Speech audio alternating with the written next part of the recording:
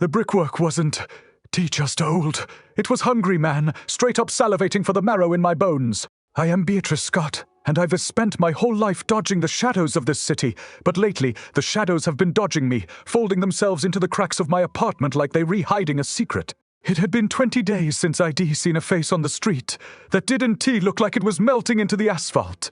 Just another blurred smudge in a world that was losing its focus. My apartment was a cramped box, a coffin with a view of a brick wall where the wallpaper peeled in long wet strips that looked way too much like sunburned skin. I sat on my saggy mattress, watching the patterns, my heart doing a frantic rhythm against my ribs like a trapped bird. Every time I blinked, the stains on the ceiling seemed to shift, swirling into shapes that shouldn't exist in a three-dimensional space, and I am telling you, it was messing with my head. My cat, Miso, a raggedy calico with one eye and a mean streak, was perched on the radiator, staring at a corner of the room that was supposed to be empty. She wasn't just looking, she was focused, her single eye dilated until it was nothing but a bottomless black pit. I reached out to pet her, but she hissed, a sound like steam escaping a pipe, and her fur stood up in jagged, impossible angles. I checked a corner, nothing but a hairline fracture in the plaster, but as I watched, the crack seemed to breathe. It didn't just sit there. It pulsed, a slow, rhythmic expansion and contraction that made the air in the room feel thick and humid. I rubbed my eyes, thinking maybe I was just tired from the hustle, but when I looked again, the crack had widened, revealing a darkness that was deeper than any shadow eye ever seen. It was a void that felt heavy, like it had its own gravity, pulling at the edges of my sanity. I stood up, my legs feeling like they were made of lead, and walked toward the wall. "Yo, Miso, what you seeing, girl?" I whispered, but my voice sounded thin, like it was being sucked into that tiny opening. I touched the plaster, and it didn't feel like stone or dust. It felt warm, slightly damp, and it had a faint rhythmic throb beneath the surface. I realized then that the architect of this building must have been a straight-up psychopath, someone who didn't build with blueprints but with some kind of forbidden anatomy. This wasn't a structure. It was a shell, a calcified husk, covering something that was still very much alive. The geometry of the room felt wrong, the corners not quite meeting at 90 degrees but stretching into sharp, elongated points that seemed to point toward the center of my chest. I felt a cold sweat break out across my neck, a realization dawning on me that I wasn't just living in a bad neighborhood. I was living inside a digestive system. The hum started then, a resonant vibration that started in the soles of my feet and traveled up through my spine until my teeth were rattling in my gums. It wasn't a sound you hear with your ears. It was a sound you feel in your DNA, a low-frequency groan that spoke of ancient, crushing weight. Miso began to wail, a long, mournful sound that didn't sound like a cat at all, but like a person screaming from the bottom of a well. She began to claw at the floorboards, her nails splintering against the wood as she tried to dig, to escape, to bury herself away from the noise. I knelt down to grab her, but the floor felt soft now, like I was kneeling on a giant tongue, like muscle. The resonant frequency intensified, and I saw the walls start to ripple, the floral patterns on the wallpaper turning into thousands of tiny, unblinking eyes that watched my every move with a dull, mindless hunger. "This ain't real," I muttered, trying to keep my streetwise cool, but my voice was cracking like the plaster. "Just a bad trip, Beatrice. Just the city getting under your skin." But the city wasn't just under my skin, it was becoming my skin. I looked at my hands and saw the faint, spiraling patterns of the wallpaper beginning to manifest on my palms, the ink, black lines etching themselves into my flesh. I was being claimed integrated into the design of a building that had no exit. I looked back at the crack in the wall and saw a finger, or something like a finger, poke through the darkness. It was long, pale, and had way too many joints, twitching with a frantic, insect-like energy. It wasn't trying to get out. It was beckoning me in, inviting me to join the infinite cramped layers of the city. His hidden interior. Miso suddenly stopped screaming and went limp, her body sinking into the softening floorboards as if the wood were quicksand. I lunged for her, my fingers brushing her fur, but she was already halfway submerged, her one good eye fixed on me with a look of absolute existential betrayal. The floor wasn't just swallowing her, it was absorbing her, the wood grain flowing over her limbs like liquid amber.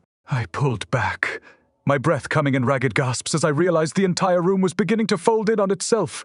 The ceiling was lower, the walls were closer, and the air was filled with the smell of old copper and wet earth. I was being compressed, refined, turned into another structural element of this living nightmare. The architect didn't want tenants, he wanted materials, and I was the next brick in the wall. I scrambled toward the door, but the handle was gone, replaced by a smooth, seamless expanse of flesh, toned wood. There was no way out, no hallway, no street, just the eternal resonant thrum of the building as heart. I looked at the wallpaper eyes, and they were all blinking in unison now, a sickening, wet sound that filled the tiny space. I realized then that the city was a place where people lived.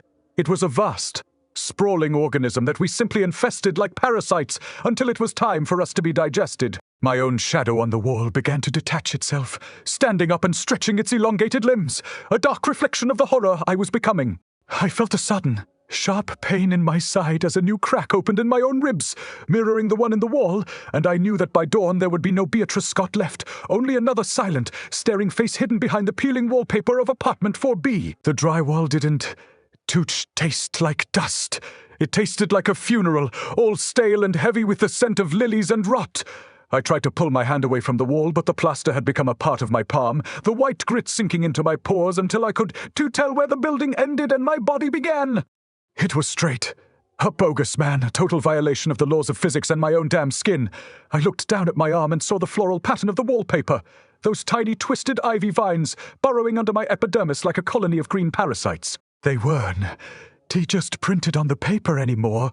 They were etching themselves into my veins, spiraling around my wrist in a tight, geometric grip that made my pulse feel like it was being squeezed through a straw. I tried to scream, but my throat felt like it was lined with sandpaper, and all that came out was a dry, raspy wheeze that sounded exactly like the wind whistling through the building, his old pipes. Miso was gone, completely swallowed by the floorboards, but I could still hear her.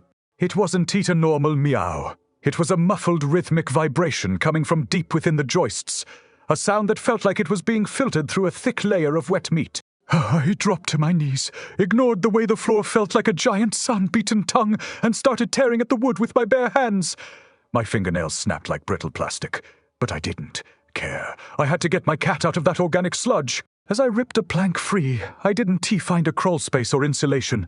I found a dense network of thick, pulsing cables that looked like a cross between electrical wiring and human intestines. They were translucent, filled with a sluggish black fluid that moved in sync with that resonant thrum I'd felt before. This whole joint was cooked. Man, just a giant living machine fueled by something I didn't even want to name. I reached into the gap, my hand squelching into the fibrous mess, and felt something soft. Miso, I called out, my voice cracking like a dry leaf. I pulled back, and for a second, I thought I had her, but what came out was a clump of fur fused to a rusted copper pipe. The fur was still twitching, the individual hairs standing up as if they were trying to sense the air. I backed away, tripping over my own feet, and realized the room had shrunk again.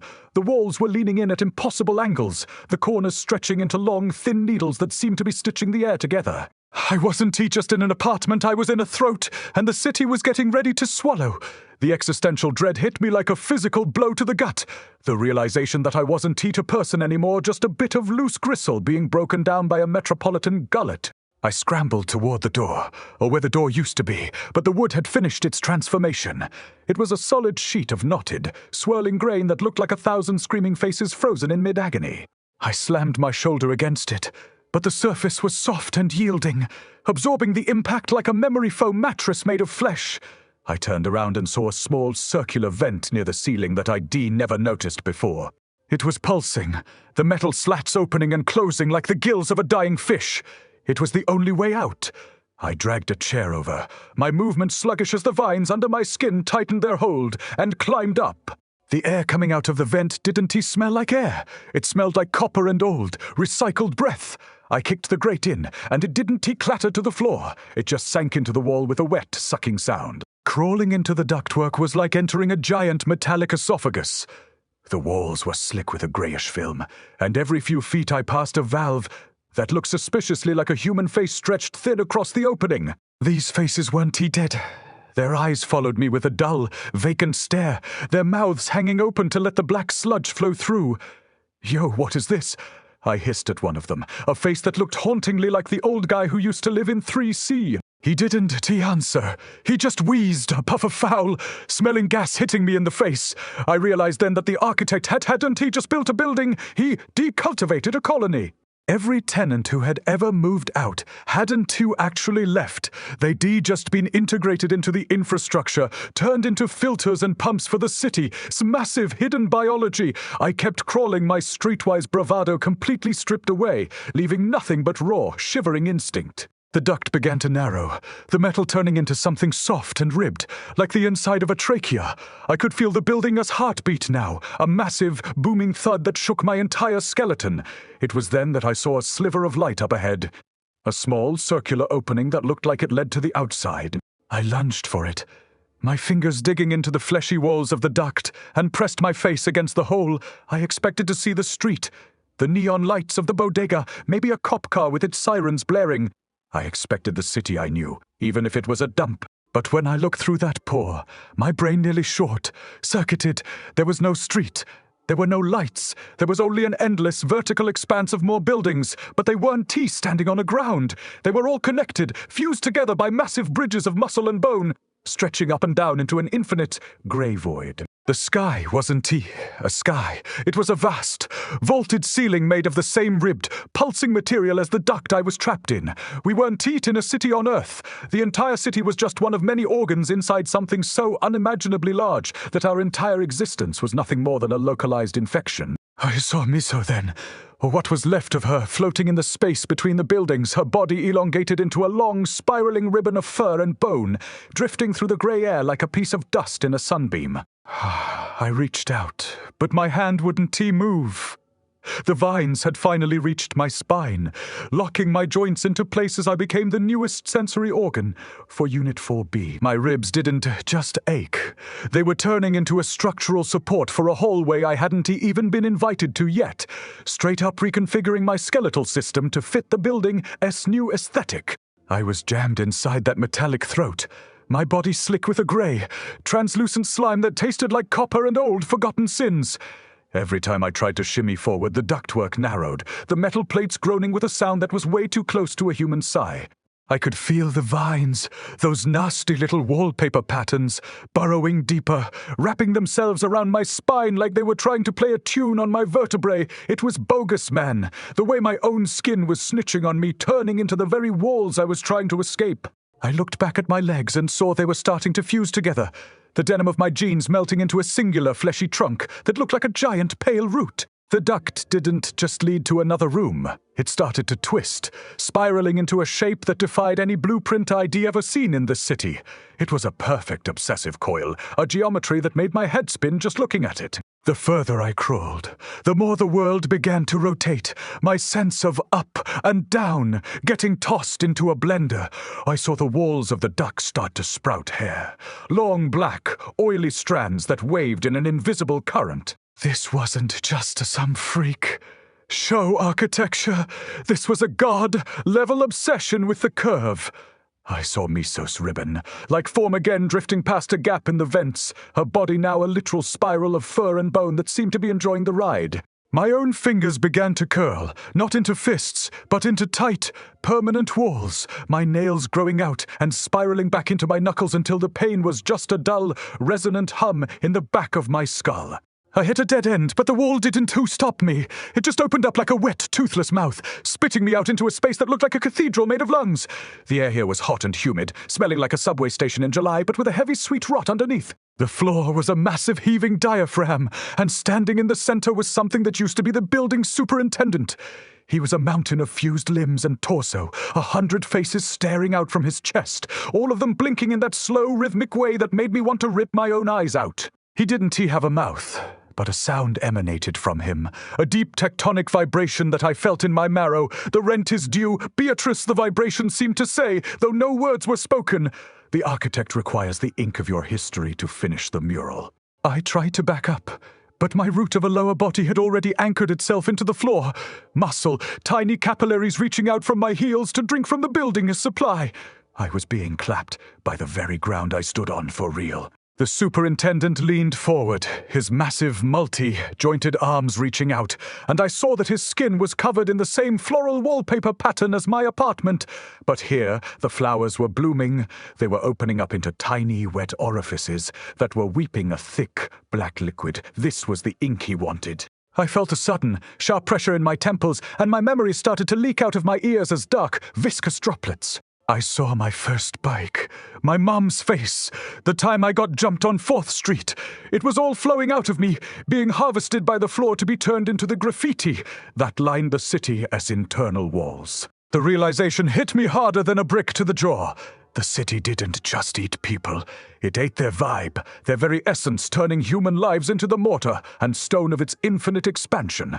I watched as my memories of the bodega on the corner manifested as a literal brick in the wall next to me, the red clay still warm with the smell of cheap coffee and cigarette smoke.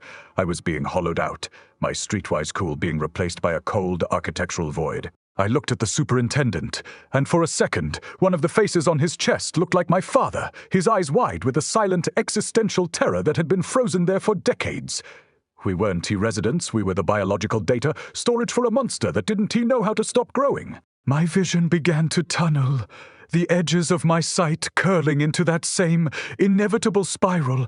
I saw the architect then, not as a man, but as a colossal, multi-dimensional shadow moving behind the translucent walls of the lung chamber. He was drawing, his fingers the size of skyscrapers, etching new streets and alleys into the flesh of the world. Every stroke of his pen was 1,000 screams, 1,000 lives being compressed into a single line of perspective. I felt my own ribs finally snap, not outward but inward, folding into a delicate ornamental lattice that would serve as a decorative vent for the chamber. I wasn't Beatrice Scott anymore. I was a feature. I was a view in a room with no windows, a permanent witness to the city's slow, rhythmic digestion. As the last of my memories, the smell of rain on hot asphalt, leaked out and stained the floor black, I saw Miso one last time. She wasn't Tita Cat anymore. She was a decorative molding, a sinuous curve of fur, textured plaster that ran along the ceiling. She looked down at me with her one good eye, and for the first time she didn't hiss. She purred, a sound that vibrated through the entire building, a signal that the integration was complete. My hands were now part of the wall, my fingers splayed out to form a coat rack for a tenant who would never arrive. I felt a strange, horrifying peace as my consciousness expanded, merging with the building as nervous system. I could feel every drip in the pipes, every creak in the floorboards, and every terrified heartbeat of the poor sap still living in the apartments above.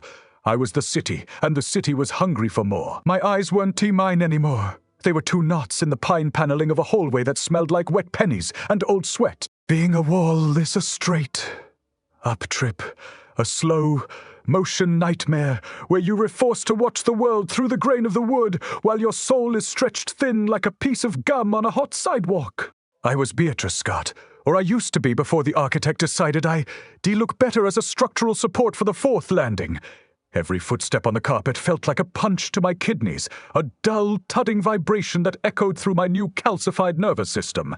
I could feel the other tenants, the ones who hadn't been integrated yet, shuffling past me, their heat signatures glowing like dim, dying embers against my cold wooden skin. They were oblivious, man just totally clueless that the walls were breathing their recycled air and memorizing the rhythm of their heartbeats. Then came the new meat, a scrawny kid named Marcus who looked like he hadn't tea-slept since the turn of the century. He was carrying a cardboard box that looked too heavy for his pipe. Cleaner arms, his eyes darting around the hallway like he expected the shadows to jump him.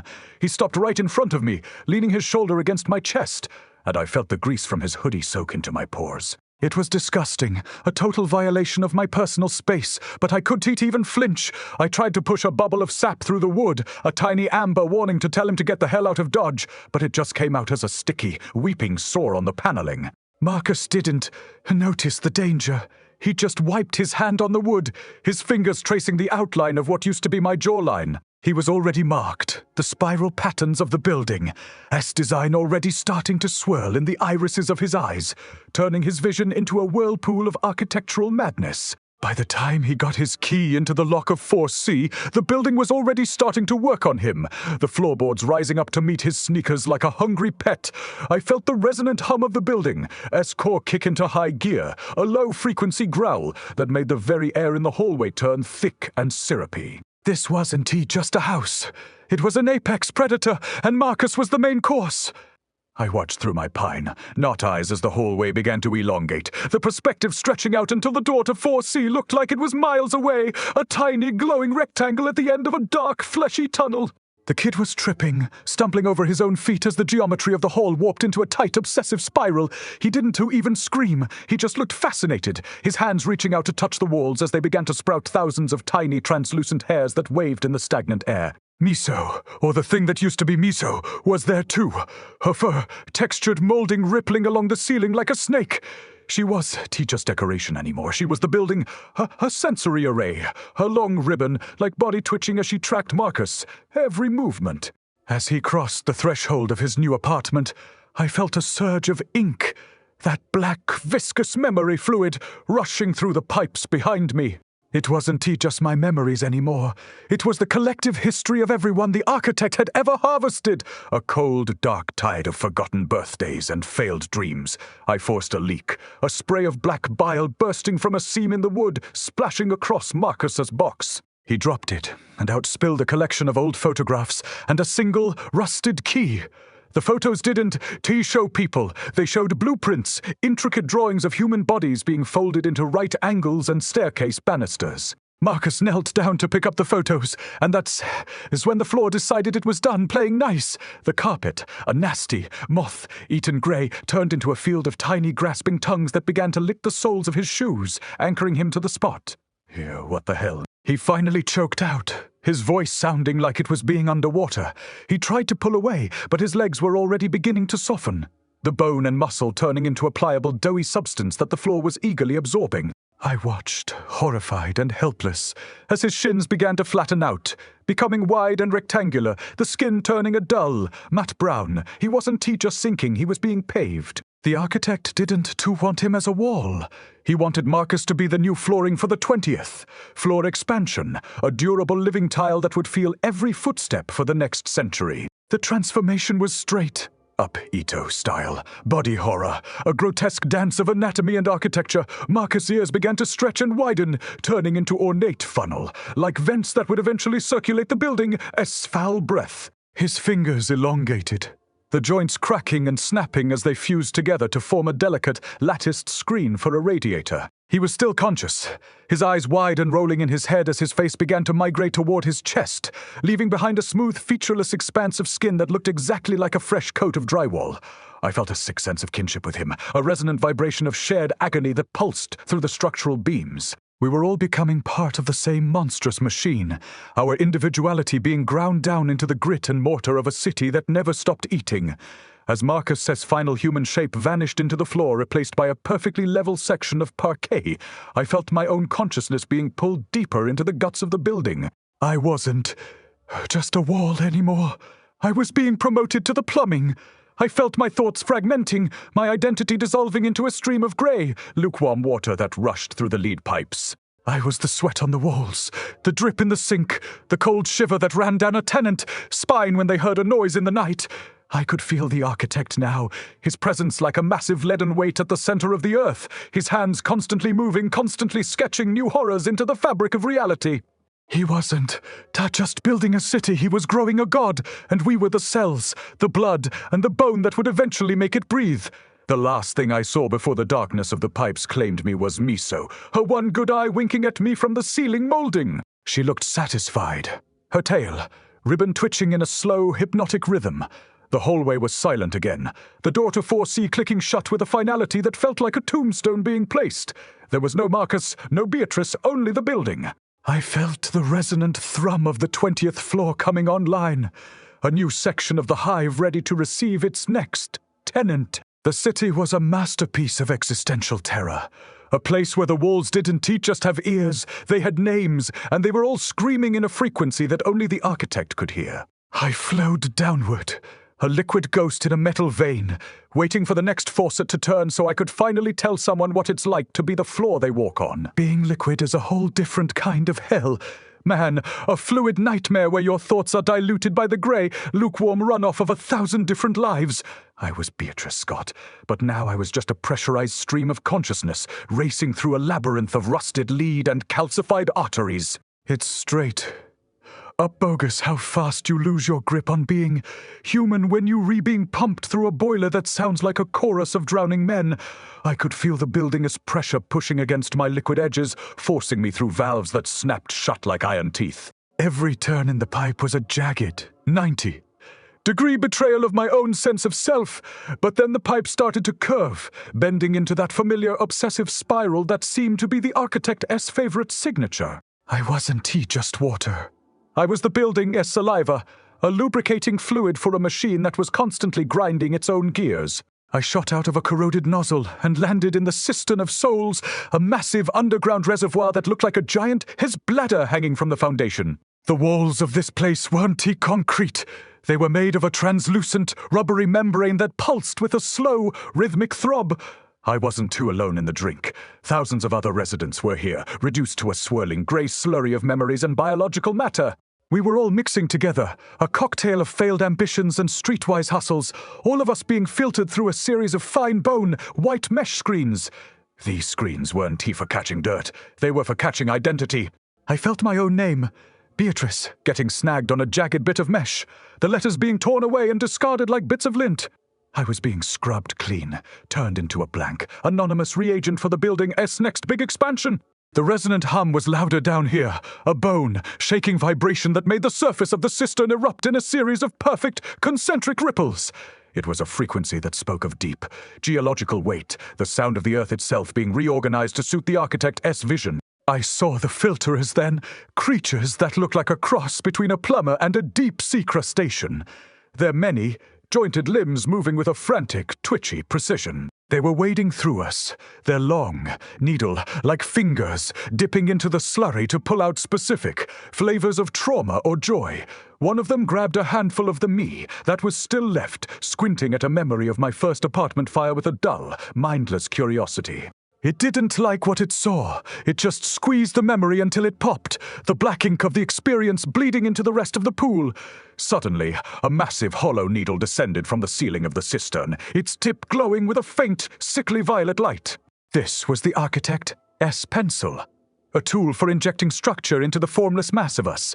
It plunged into the center of the reservoir, and the water began to spin faster and faster until we were all caught in a violent vertical vortex. The centrifugal force was insane, man, pulling at my liquid atoms until I felt like I was being stretched into a single-mile-long thread of glass. We were being drawn up into the needle, sucked into the 20th floor expansion project like ink into a fountain pen. I could feel the architect's will guiding the flow, a cold mathematical pressure that didn't care about the screams vibrating through the fluid. We were being cast into something new, a structural element that required the combined vibe of 1,000 discarded souls to maintain its integrity. I felt myself being injected into a mold, a cold, hard space that smelled like sun, bleached bone and wet parchment. The pressure was immense, the walls of the mold closing in on me until I started to solidify, my liquid form crystallizing into something rigid and unyielding. I wasn't a wall this time, and I wasn't a floor. As the mold fell away, I realized I had been turned into a gargoyle, a decorative horror perched on the edge of a new balcony overlooking the infinite, grey void. My hands were claws, my face was a distorted mask of my own final moment of panic, and my mouth was a permanent open spout designed to channel the building's waste out into the abyss. I was a functional nightmare, a piece of ornamental drainage that would spend eternity vomiting the black memories of the city back into the void from which they came. The view from the 20th floor was enough to make my stone heart crack. I could see the city's true anatomy now, a sprawling, multi-layered organism that looked like a forest of petrified intestines. Each building was a node in a massive skeletal network, and between them, the bridges of muscle and bone were twitching with a rhythmic, peristaltic motion. I saw other gargoyles like me, their faces all familiar, their eyes all weeping that same black, viscous fluid. We were the city, His tear ducts, the ones who had to process the existential grief of being integrated, so the rest of the structure could remain stable. I looked down and saw Miso. Her ribbon, body now woven into the very railing of the balcony I was perched on. She looked up at me, her one good eye now a faceted, crystalline lens that reflected the infinite spiral of the city.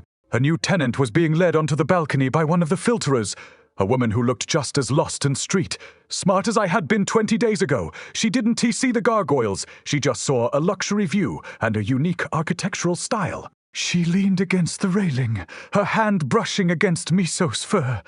Textured stone, and I felt a surge of pity so strong it nearly liquefied my stone chest.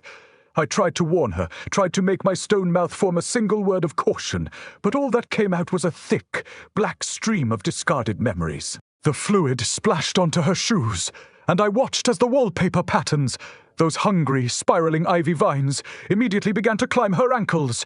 She didn't even flinch, she just sighed. A sound that was perfectly in tune with the building, us resonant hum. The architect was nowhere and everywhere, his presence a heavy, unseen hand that was already sketching the plans for the 21st floor. I could feel the building as hunger intensifying, a tectonic growl that demanded more ink, more materials, more tenants. My own consciousness was fading now, the stone taking over, my thoughts becoming as slow and heavy as the granite I was made of. I was becoming a landmark, a point of reference in a city that had no map because it never stopped changing its own shape. As the sun, if you could even call that dim, flickering orb a sun, began to set behind the rib, cage of a distant skyscraper, I felt the final cold embrace of the design. I wasn't Beatrice Scott anymore. I was the weeping guardian of the 20th floor, and my only job was to watch the spiral continue, until there was nothing left but the architect and his beautiful, terrible masterpiece. The sky wasn't empty. It was a crowded ceiling of rib, cages and rusted girders, and I was just a decorative wart on its underside. Being a gargoyle is a straight up scam, a permanent gig where you refrozen in a scream while the city uses your throat as a trash chute for its bad vibes. I was Beatrice Scott, but my me was getting spread thin, like butter over a mile of burnt toast. My stone eyes were fixed on the new tenant, Chloe, who was leaning against the balcony railing, which was actually Miso, her ossified spine, looking out at the view. She didn't see the way the buildings across the way were swaying like kelp in a dark tide, or the way the stars were actually just the glowing, unblinking eyes of other integrated souls. She was just another mark, a fresh battery for a machine that never hit the power off switch. I tried to twitch a stone claw, to scrape a warning into the floor, but the architect had done a pro job on my joints. I was as solid as a heart attack and twice as cold. The transformation started with Chloe's hair, and man, it was a trip to watch. It didn't just blow in the wind, it began to lengthen, the strands turning into fine, copper wires that hummed with a resonant frequency that made my stone teeth ache. She reached up to brush a lock behind her ear, but her fingers didn't move like fingers anymore. They moved like the legs of a spider, twitching in a rhythmic, obsessive pattern. Her hair began to weave itself into the railing, braiding itself around Miso, scalcified fur, until she was literally tethered to the building. She didn't look scared. She looked relieved, her face smoothing out into that blank, mindless expression I seen on the superintendent. "It is so quiet here," she whispered, her voice already sounding like it was being filtered through a mile of insulation. She wasn't just a tenant. She was the building's new nervous system, her long metallic hair becoming the fiber, optic cables that would carry the city's stark data. Suddenly, the air itself began to warp, swirling into a massive vertical funnel that looked like a thumbprint pressed into the fabric of reality. This was the architect's true form, not a man, but a relentless geometric obsession that manifested as a series of interlocking spirals. The resonant hum intensified until the very balcony began to vibrate at a frequency that threatened to turn my stone body back into dust. A colossal translucent hand, made of blueprint lines and shimmering golden ratios, reached out from the center of the vortex. It didn't grab Chloe. It began to draw on her, its phantom fingers etching intricate, spiraling patterns directly into her skin. She began to unspool, her very anatomy being reorganized to serve a higher, more terrifying purpose. Her ribs didn't just break, they curved outward, forming the skeletal frame for a new ornamental archway that would lead to the 21st floor. I felt a sudden, sharp vibration in my own stone chest, a realization that my time as a guardian was already up. The architect didn't waste materials, and I was being repurposed. A group of filterers, those twitchy, multi-limbed plumber things, scrambled over the side of the building, carrying chisels made of solidified screams. They started hacking away at my base, the stone chips falling into the void like grey snow. I didn't feel pain in the human sense. I felt a terrifying existential thinning, as if my soul were being shaved down to a point.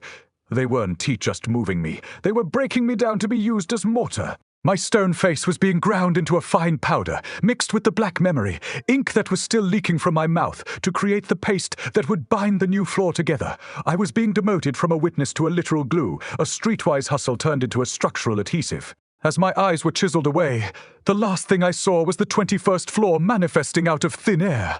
It wasn't a floor for living. It was a bridge, a massive arching span of bone and glass that stretched toward a distant, pulsing core. The city wasn't just growing, it was reaching for something. I could feel the collective consciousness of the building, the thousands of integrated souls, all focusing their resonant energy toward that single point. We were a biological antenna, a massive urban receiver designed to pull something down from the sky. That wasn't. The architect's hand moved faster now. His golden ratio fingers blurred into a shimmering haze of creative violence. Every stroke of his pen was a new hallway, a new staircase, a new way for the spiral to consume itself. I felt my consciousness being spread into the very cracks of the masonry, a thin layer of Beatrice between two slabs of Chloe. The existential terror was no longer a feeling. It was a physical state of being. I was the friction between the stones, the silent groan of the building under the weight of its own impossible geometry. I could feel Miso's presence fading too, her ribbon, body being stretched so thin she was nothing more than a vibration in the railing. We were all being refined, purified of our human impurities, until only the design remained. There was no more 20 days ago, no more 4th Street, no more Beatrice Scott. There was only the resonant thrum of the 21st floor, a sound that was now the only thing I could think, feel, or be. The spiral had reached my core, turning my last spark of identity into a perfect infinite curve. I was the mortar, the stone, and the scream, all folded into a single seamless reality where the architect's work would never, ever be finished. I felt the first footstep of the 21st floor, as new inhabitant, not a person but a manifestation of the architect's own will, step onto the bridge I had helped build. The weight was immense, a crushing spiritual gravity that threatened to collapse the entire structure, but the building just groaned and held firm. We were strong now, a unified mass of ossified lives, ready to support whatever horror the architect had planned next. My voice, now just a whistle of wind through a crack in the mortar, joined the chorus of the other integrated souls, a long, low moan that harmonized perfectly with the city. His heart beat.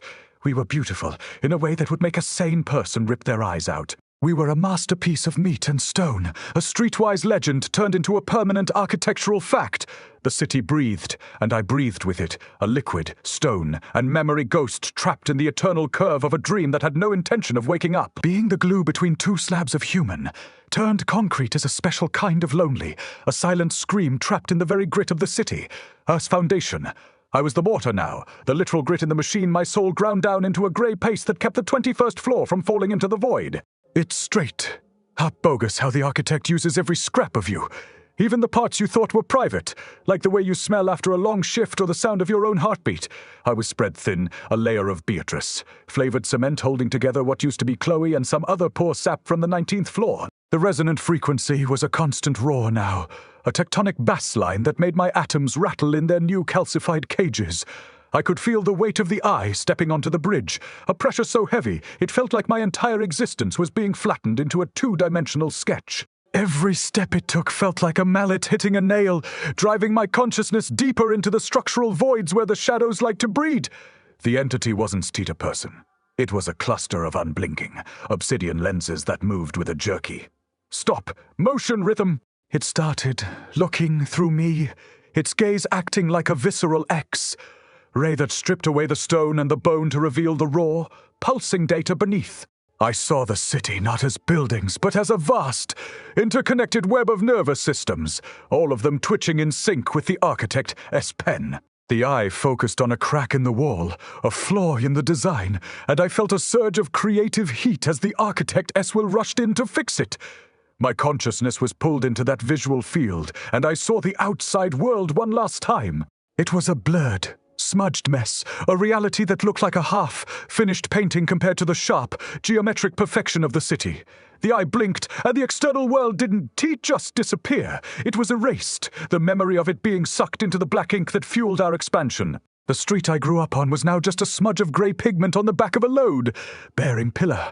Miso was there, but she wasn't teeter railing anymore. She had been elongated further, her fur, textured stone turning into a long, shimmering needle made of condensed time. She was being used to stitch the new floor to the old one, her body passing through the fabric of reality with a sickening, wet pop that echoed through my shared nerves. Every time she pierced the skin of the building, I felt a jolt of static electricity that tasted like ozone and copper. She was weaving us together, turning the separate rooms and floors into a single continuous loop. The spiral wasn't just a shape anymore. It was a way of life, a path that led forever inward toward a center that was always shifting. I saw the ink of my memories being used as thread, my childhood dog and my first kiss being woven into the structural integrity of a load, bearing pillar. It was straight up cooked, watching my own life get used as a cross, stitched to keep the ceiling from sagging. The city began to fold then, and it wasn't to collapse. It was a deliberate mathematical origami. The concept of distance was being deleted, the miles between neighborhoods shrinking until the bodega on 4th Street was right next to the 21st floor bridge. I could see the past through the translucent walls. The architect as a young boy drawing spirals in the dirt with a stick, his eyes already glowing with that same obsidian light.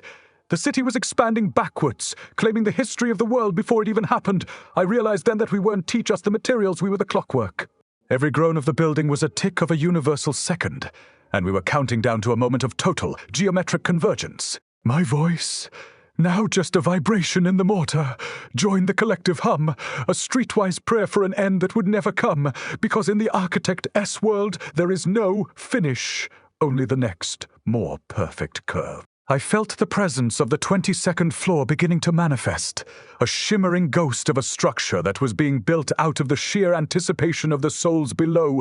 We were the foundation, but we were also the aspiration, a tower of meat and stone reaching for a height that didn't exist in 3 dimensions. The eye turned its gaze upward, and I felt my own perspective shifting, my consciousness being pulled out of the mortar and into the very air of the 21st floor.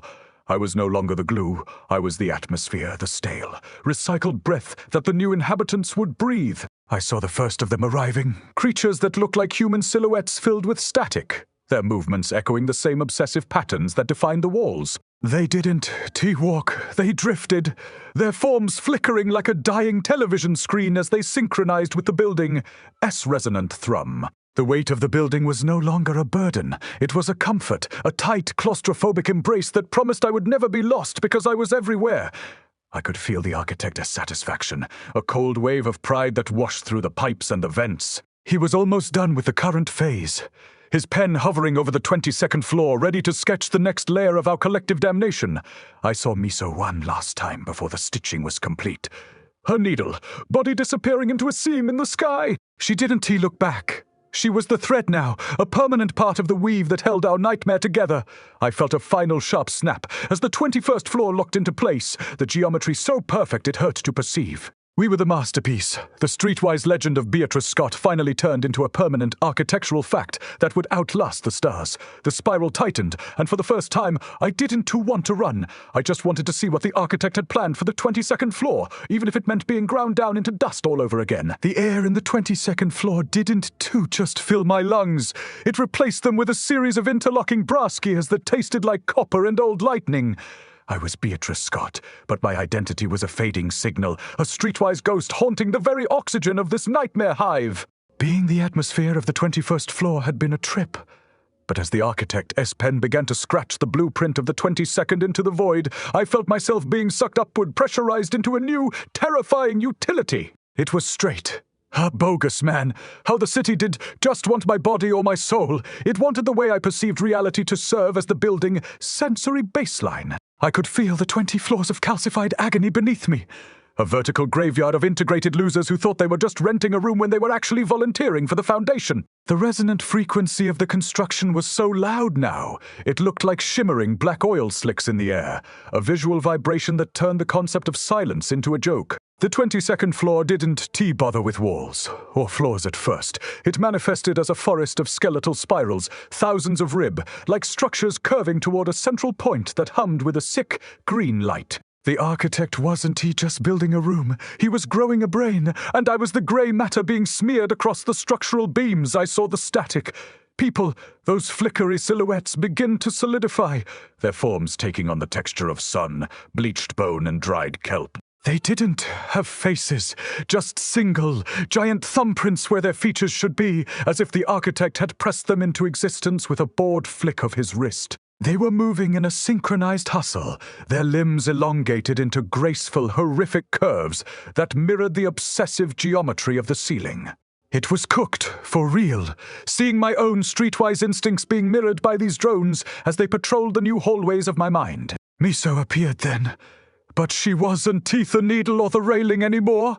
She had become a spiral of smoke, a grey, shifting vapor that defined the very boundaries of the floor. Her one good eye was a flickering neon sign in the mist, a beacon of existential dread that pulsed in time with the building as heartbeat. She wasn't just a cat. She was the architect, as quality control, her smoky tail flicking through the static, people to ensure their integration was seamless.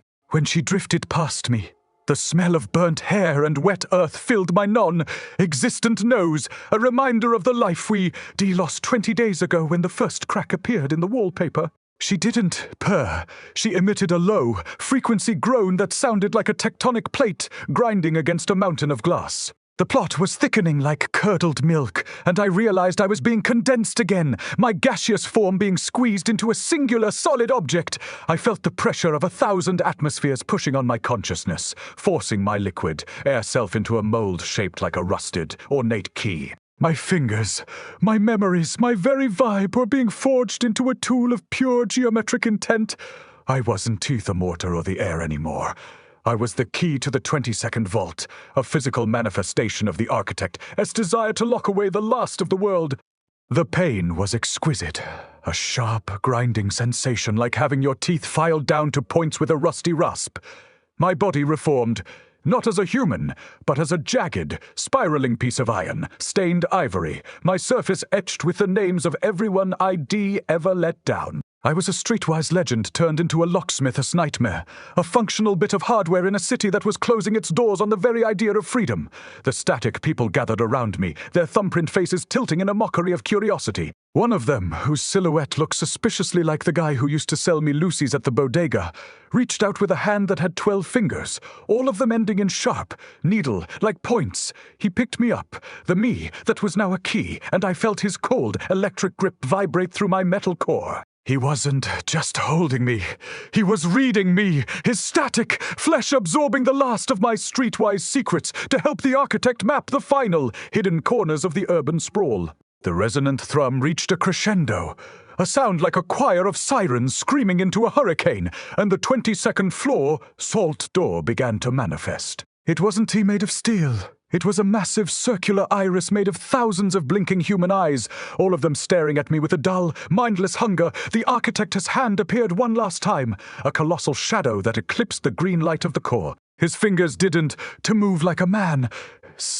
They unfolded like a complex piece of origami, each joint a new angle of architectural perfection. He took the key, the Beatrice key, from the static man and held me up to the door. I could feel his gaze. A cold, mathematical scrutiny that made my iron ivory surface crack and weep black ink. He didn't see a person. He saw a solution to a problem of space and time. The final transition begins, the architect whispered. Though the words were just a series of rhythmic clicks in the masonry, he shoved me into the center of the door, and the sound of my own soul turning in the lock was like the sound of a dry husk being crushed by a steamroller. The door didn't just open, it blinked. The thousands of eyes rolled back into their sockets, revealing a tunnel that didn't lead to another floor, but back to the very beginning. I saw my apartment 20 days ago, the wallpaper still intact, Miso still a raggedy calico on the radiator. But it was wrong. The perspective was skewed, the walls leaning in at that sick, Ito-esque angle, and I saw myself sitting on the bed. I wasn't watching a memory. I was watching the next iteration. The city was a closed loop, a spiral that fed on its own tail, and I was the tool used to reset the trap. The existential terror hit me with the force of a falling skyscraper. The architect wasn't just building a city. He was building a cycle, and I was the key that locked the door behind every new version of Beatrice Scott. As the key turned, the reality of the 22nd floor began to bleed into the first.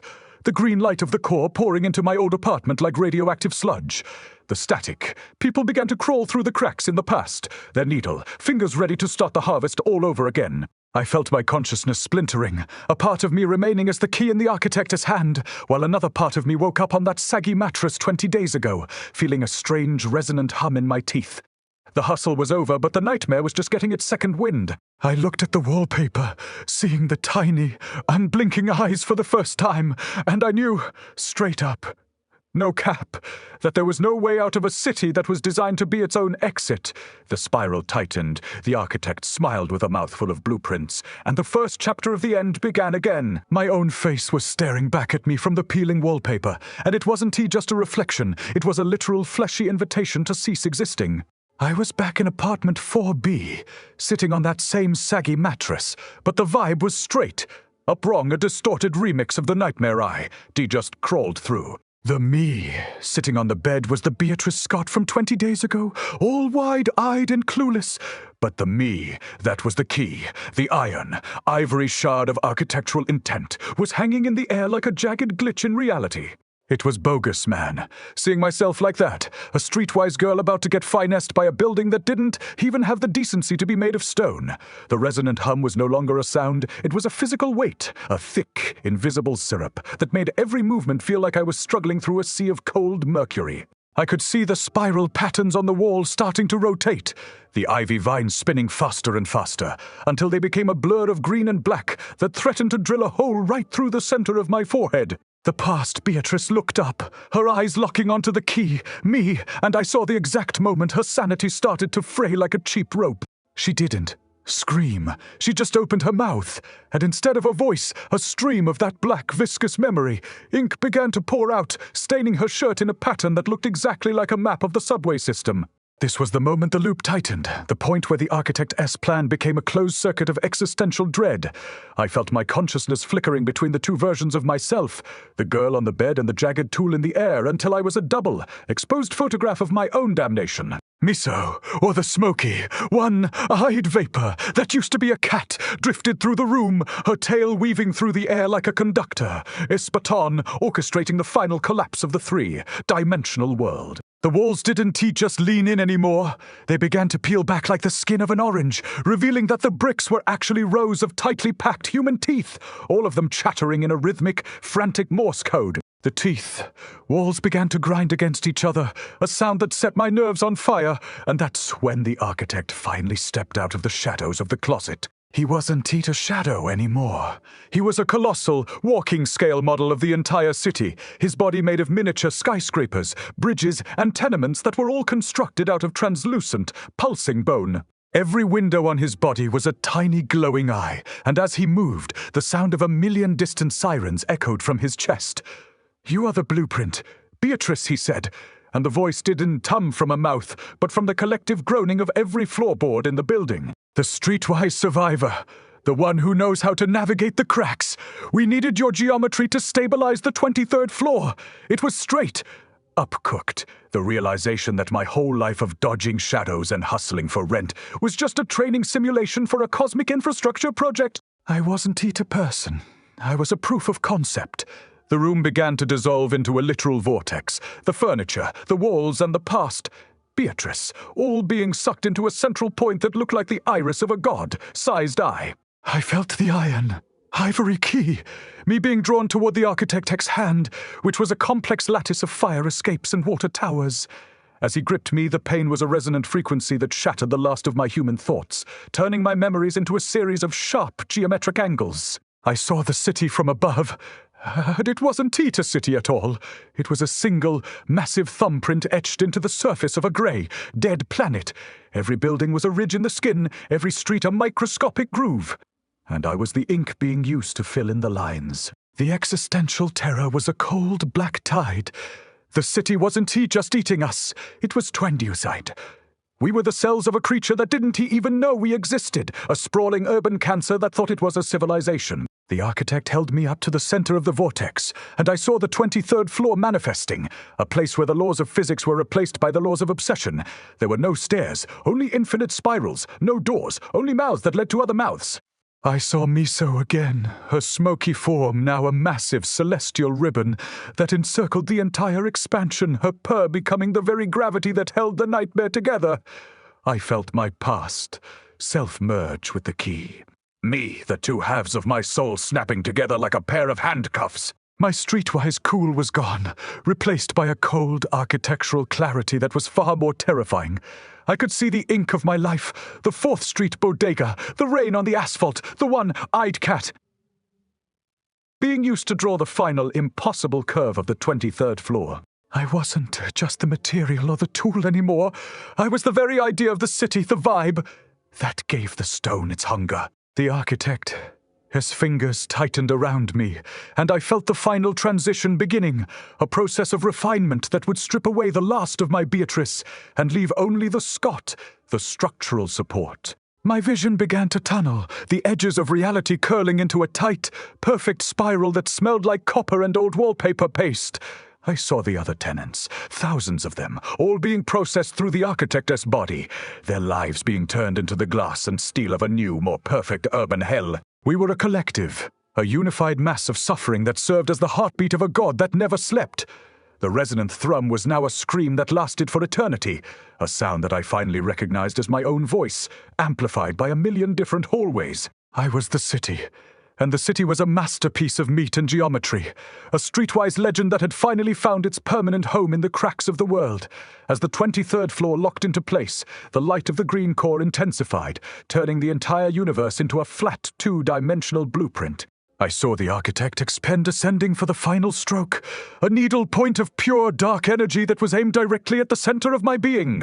There was no more 20 days ago, no more 4B, only the infinite recursive loop of the spiral. I felt a sudden, sharp pressure in my forehead as a new eye began to open, an obsidian lens that would allow me to watch the city's expansion from the inside out. I was no longer a resident. I was a witness, a permanent observer of the architect's beautiful, terrible work. The hustle was over, and the integration was total. I closed my original eyes for the last time, and as the black ink filled my vision, I felt Miso's smoky tail brush against my stone cheek, a final cold comfort in a world that had finally perfectly run out of exits. The sky didn't just break. It unzipped like a cheap hoodie to reveal the wet, pulsing machinery of a god that straight up despised straight lines. I was Beatrice Scott, but names are just loose threads when your entire being is being woven into the final impossible tapestry of the 23rd floor. The architect's pen, a needle of pure, blinding geometry, descended from the void, and every time it touched the horizon, a new block of tenements erupted from the grey earth like a row of jagged, infected teeth. It was bogus, man. The way the universe was being redrawn in real. Time my own memories of the 4th Street hustle being used as the perspective lines for a city that had no end. I felt my consciousness stretching across the grid, my nerves becoming the electrical wires, my blood the black memory, ink that fueled the streetlights. The resonant hum had reached a fever pitch, a frequency so high it wasn't Tita sound anymore, but a sharp, crystalline pressure that turned my thoughts into glass shards. The architect leaned in close, and I saw that his face was just a recursive loop of every apartment I'd ever lived in, a dizzying spiral of peeling wallpaper and cramped hallways. He didn't need to speak. The way the floorboards groaned beneath his weight told me everything I needed to know about the finality of the hustle. The 23rd floor wasn't just another level. It was the completion of the circle, the point where the city finally swallowed its own tail and became a self-sustaining nightmare.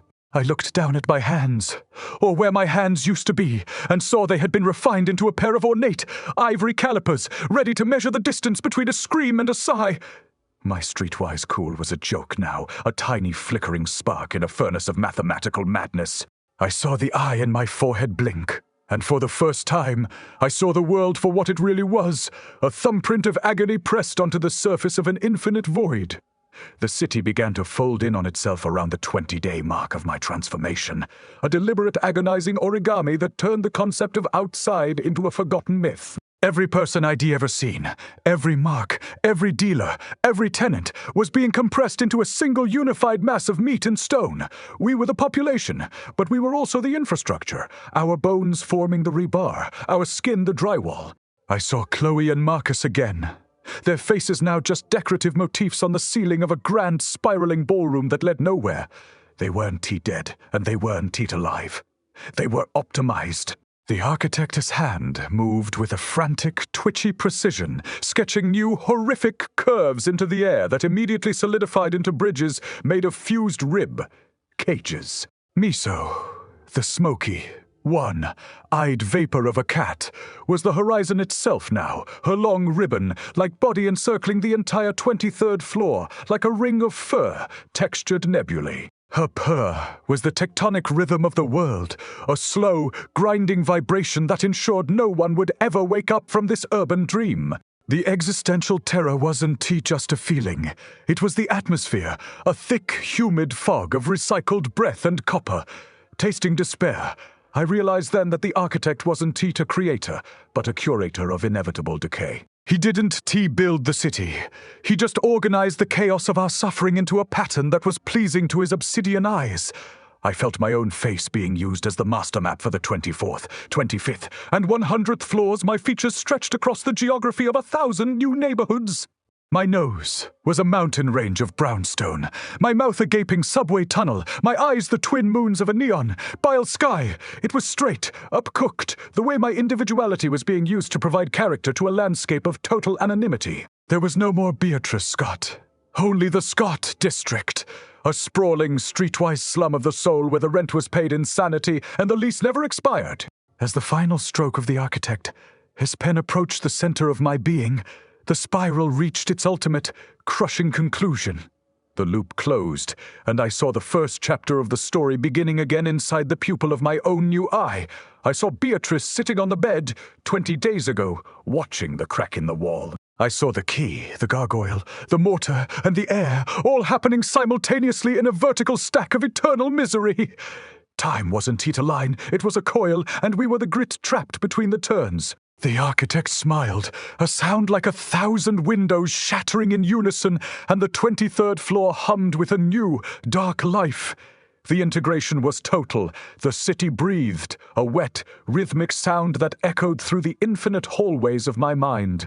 I was the brick, the blood, and the blueprint. A streetwise legend turned into a permanent architectural fact. The spiral tightened one last time, a cold geometric embrace that promised nothing but the endless, beautiful horror of the design. I closed my eyes, but I could still see everything, because in a city made of your own flesh, there is no such thing as the dark.